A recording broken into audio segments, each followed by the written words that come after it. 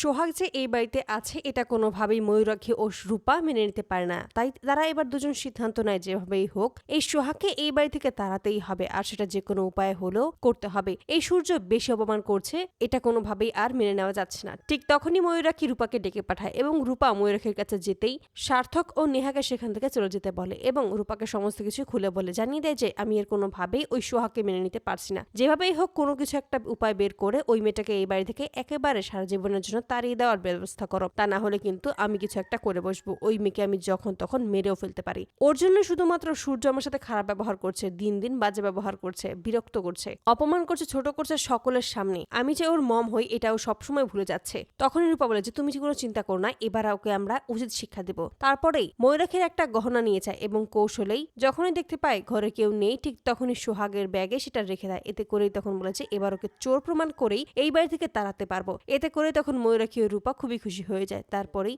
সকলের সামনে চিৎকার করে নাটক করতে থাকে আর বলে যে তার একটা গহনা হারানো গিয়েছে। এতে করে আবারও ভয় পেয়ে যায় সোহাগ যে এবার ওনাকে জানি তাকেই দোষারোপ করে, কিন্তু সে তো কোনো কিছুই করেনি। ঠিক তখনই সকলের উদ্দেশ্যে রূপা বলে যে এবার যেভাবেই হোক সবার ঘর সার্চ করতে হবে এবং ওই গহনাটা খুঁজে বের করতে হবে। ওটা মমের খুবই পছন্দের একটা, তাই যেভাবেই হোক খুঁজে ওটাকে বের করতেই হবে। তখনই রূপা বলে যে সকলের ঘর সার্চ করা হবে। ঠিক তখনই সূর্য সেখানে আসে এবং সমস্ত কিছু শুনতে পায়। আর তখনই সূর্য বুঝতে পারে যে এই সমস্ত কিছু নিশ্চয়ই কোনো একটা ষড়যন্ত্র, শুধুমাত্র সোহাগকে ফাঁসানোর জন্য। এটা খুব ভালোভাবে সূর্য বুঝতে পারে। আর ঠিক তখনই সকলের রুম সার্চ করার আগেই সোহাগের রুমে যায় সার্চ করার জন্য। এতে করে সূর্যের আরো সন্দেহ বেড়ে যায় এবং বুঝতে পারে যে তার মানে এরাই এই সমস্ত কিছু করেছে শুধুমাত্র সোহাগকে এই বাড়ি থেকে তাড়ানোর জন্য। সোহাগের ব্যাগে যখনই খুঁজে যায় ঠিক তখনই সেখানে একটা গহনা খুঁজে পায়। আর তখনই রূপা চিৎকার করে বলে ওঠে মম এই যে তোমার গহনা, তার মানে সোহাগই তোমার গহনাটা চুরি করেছে। আর তখনই সোহাগ বারবার করে বলতে থাকে যে আমি এই সমস্ত কোনো কাজ করিনি, কিন্তু কেউ তার কথা বিশ্বাস করে না। ময়ূরকে তখন বলে যে তুমি এতটা নিচে নামতে পারো সেটা আমি কোনোদিনও ভাবতে পারিনি। তুমি তো নিজেকে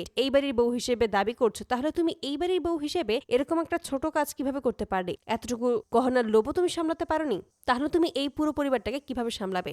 তুমি এক্ষুনি এই বাড়ি থেকে বেরিয়ে যাবে। এই বলে যখন টানতে টানতে বাড়ির বাইরে বের করে দেবে ঠিক তখনই সূর্য আটকে দেয় আর সোহাগকে নিজের কাছে টেনে বলেছে সমস্ত সত্যি এবার আমার হাতে। এই বলেই নিজের ঘরে রাখা হিডেন ক্যামেরার মাধ্যমে সমস্ত কিছু তুলে ধরে সকলের সামনে। সেখানে ময়ূরাক্ষী আর রূপাকে স্পষ্টভাবে দেখা যায় যে তারা নিজেরাই ওই গহনাটা সোহাগের ব্যাগের মধ্যে রেখেছিল। তো বন্ধুরা তোমরা কি চাও জন্য এবার এভাবে চুরির অপবাদে যেন সোহাগকে বাড়ি থেকে বের করার আগেই সমস্ত সত্যিটা যেন সকলের সামনে নিয়ে আসে সূর্য? অবশ্যই তোমরা তোমাদের মতামত কমেন্ট বক্সে জানাতে ভুলবে না। ধন্যবাদ।